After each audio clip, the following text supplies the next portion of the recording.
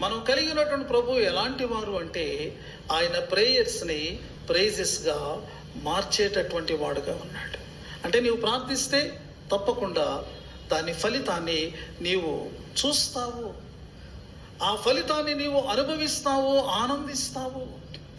నీ ప్రార్థన మరి ప్రభావం వల్ల అనేక మందికి దేవుడు విమోచననిచ్చేటటువంటి మార్గాన్ని నీవు సిద్ధపరుస్తూ ఉన్నావు.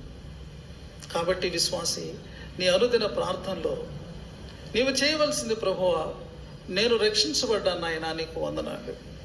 అనేక మంది నా ప్రియులు, నా స్నేహితులు, నా కుటుంబస్తులు, నా సంఘంలో ఉన్నవారు, నా సంఘం చుట్టూ ఉన్నవారు, ఆలయం చుట్టూ ఉన్నవారు, ప్రభువా ఇంకా వారు పాప శాపాల్లో ఉన్నారు, వారికి విడుదలనివ్వవా, వారికి నీ కృపనివ్వవా, వారిని విడిపించవా అనేది మన ప్రార్థన అయి ఉండాలి. దేవుడు ఇష్టపడే ప్రార్థనలో ఇదొక